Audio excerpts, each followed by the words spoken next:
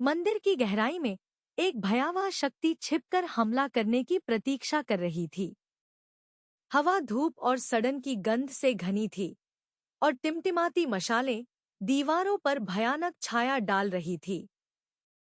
यह एक ऐसा स्थान था जहां भिक्षु ध्यान करने और ज्ञान प्राप्त करने के लिए आते थे, लेकिन भाई काइतो के लिए यह अंधकार और निराशा का स्थान था। वह कई वर्षों तक एक समर्पित भिक्षु रहे। उन्होंने अपना जीवन मंदिर और उसके लोगों की सेवा में समर्पित कर दिया। लेकिन उसे क्या पता था, उसका अपना भाई अकीरा गुप्त रूप से उसके खिलाफ साजिश रच रहा था।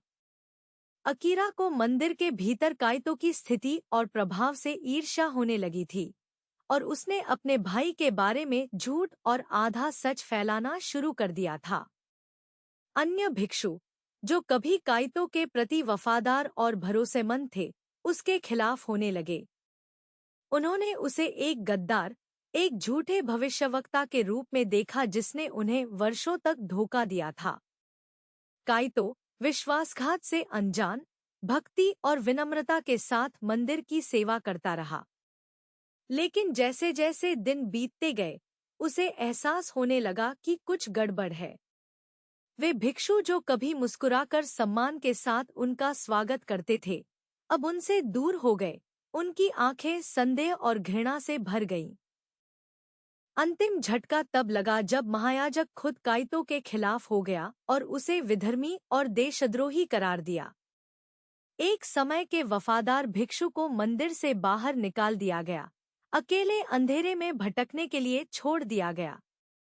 जैसे ही वह जंगल से गुजरा, दुहक और विश्वासघात से उसका दिल भारी हो गया। वह एक छुपी हुई जगह पर पहुंच गया।